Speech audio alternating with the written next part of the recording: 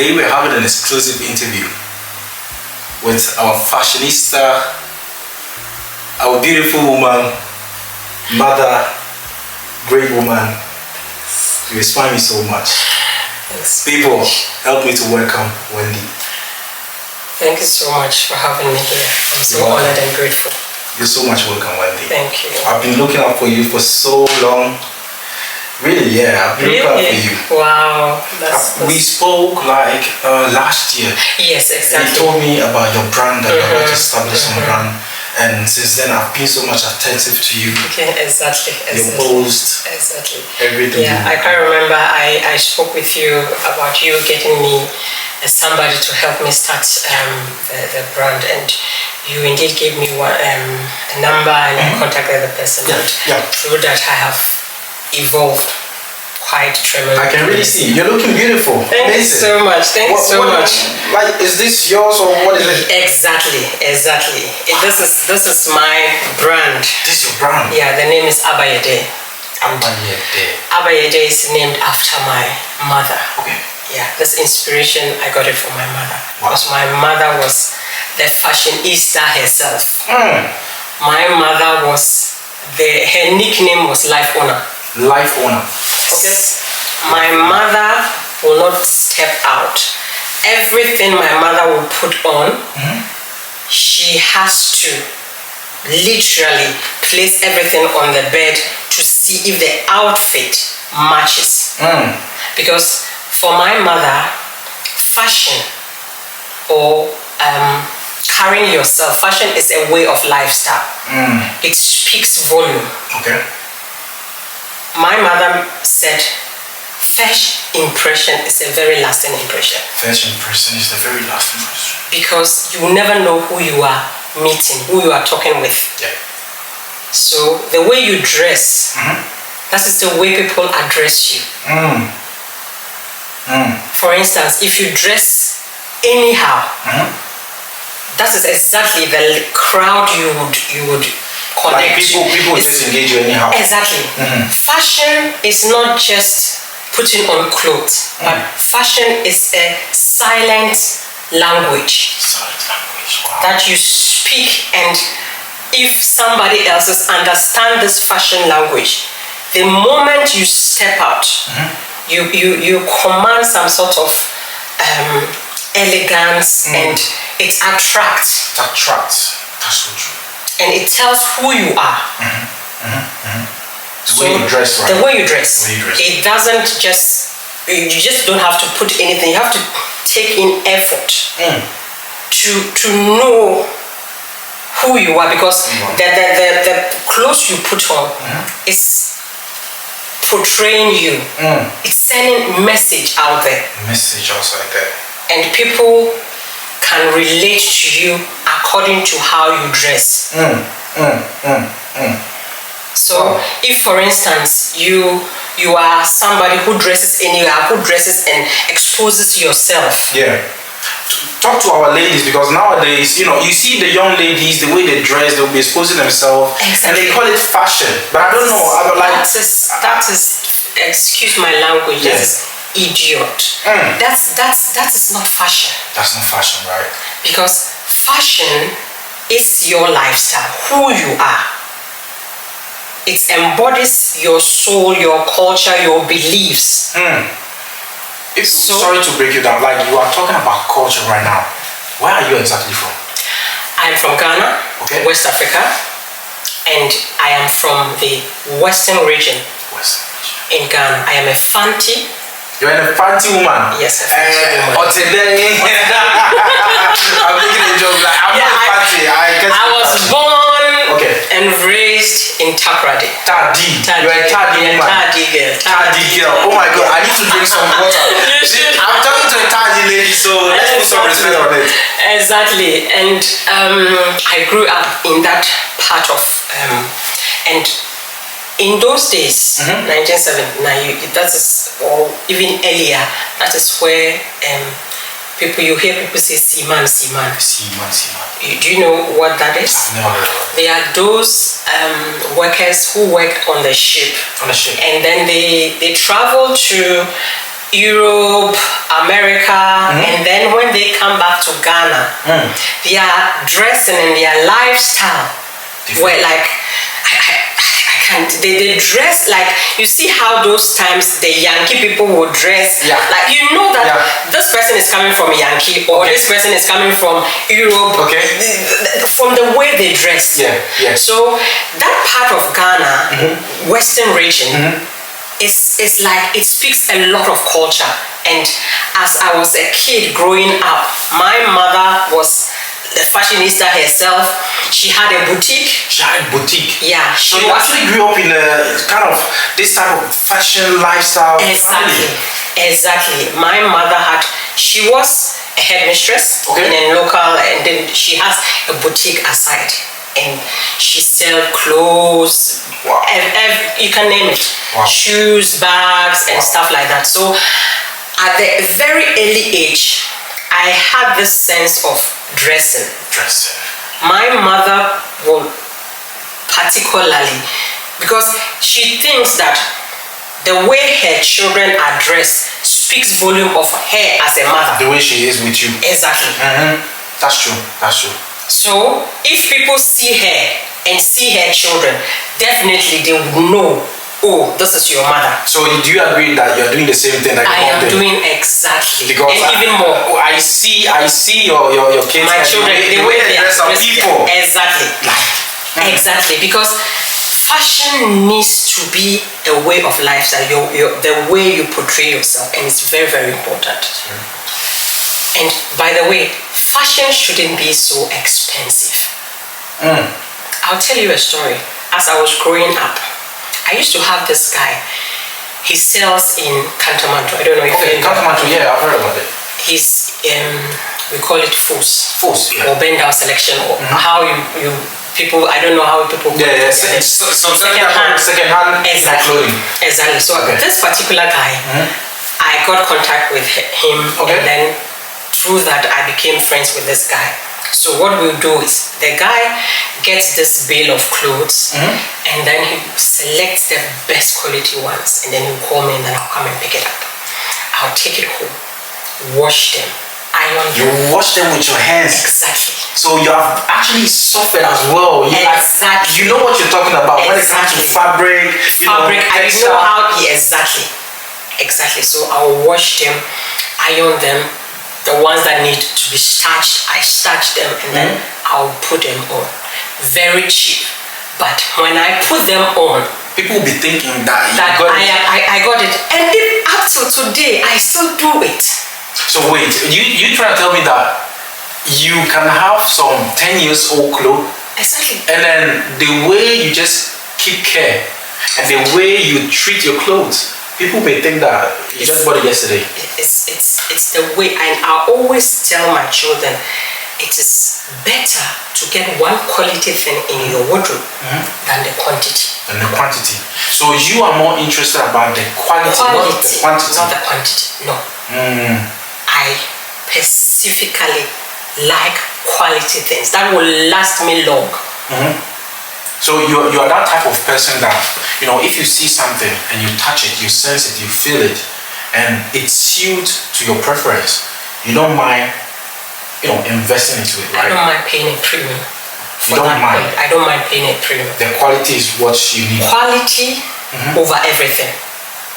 I see you're having, different designs here. We will talk about it. Yeah. We will talk about it because I can tell that you're having a dress, a pants, and then, I don't know, a full garment. Yeah, we have boo and everything. Do they have names? Yes, they all have names. All of them have their own name.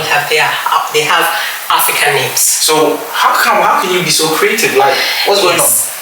I am one person, I will say, jack of all trades. I have so many ideas in my head, and I envision these ideas and then I create it. Personally, I cannot sketch, but I have every idea, every dress, everything. I have it in my head. You're the mastermind. And then I would tell the tailors to do it like this, sew it like this, go like this, do like this. You're a designer. Exactly. I am a designer. That is who I am. Wow. And I can just look at something and I know this is wrong, we can twist it this way, we can do it this way, we can do it this way, and then the thing will come up nicely and beautifully. That's amazing, people. That's just amazing. Like, this is her first interview, and the way she speaks about it, I can even feel the energy. It's so much different. In all my life, I've never engaged myself with a passionate lady like you, to be honest. Thanks so much. To be honest, it's just amazing engaging with you. I'm so grateful. And, a question that I wanted to ask you again is, I see you going to church. Yes. Let's be honest here. When you go to church, are you happy with how people may dress, like how people combine their colors as a fashionista? To be very honest with you. Okay. Let me put it this way. Being a Christian doesn't mean you should dress like a pauper. Because we are portraying God. First of all, God said cleanliness is next to godliness. Wow. So, how you put on, what you put on speaks volume. For instance, if I'm coming to evangelist to you and I'm wearing a tattered cloth, will you even listen to me?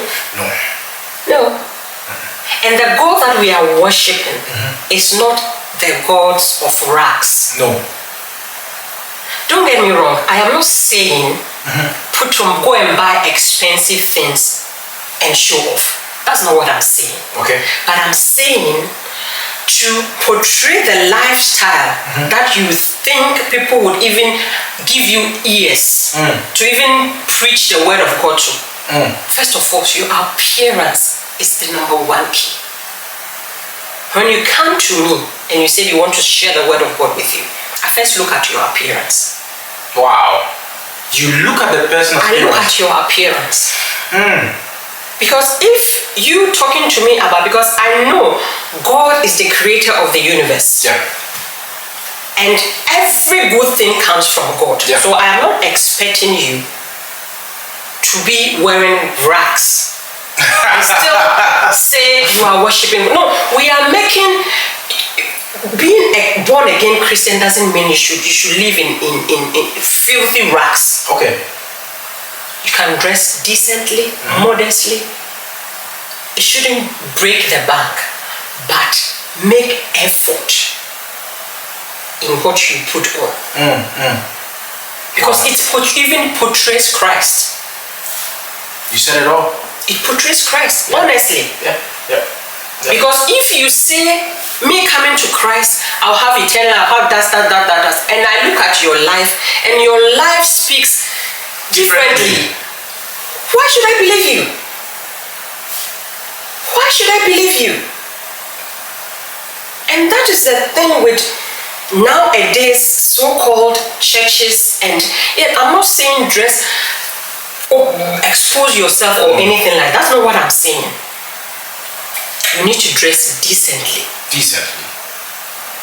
But your outfit speaks volume. Wow. Let's shift to the corporate world, and let's go to the like the first generational wealth, those who have money. Okay. I am privileged to have people who have Billy, who commands money. All right. The advice they always tell me, Wendy, make sure wherever you are going, even if it's picking up your children from the school, make sure you dress on point. People are watching. Because people are watching you all. You don't know who is watching. You don't know even who you are going to meet on the way. You can meet your destiny helper on the way. But the way you dress speaks volumes about you, the person yourself. And that is what is lacking in our African community. We dress anyhow. You see, everybody have problems. I always say, don't let your problem wear you.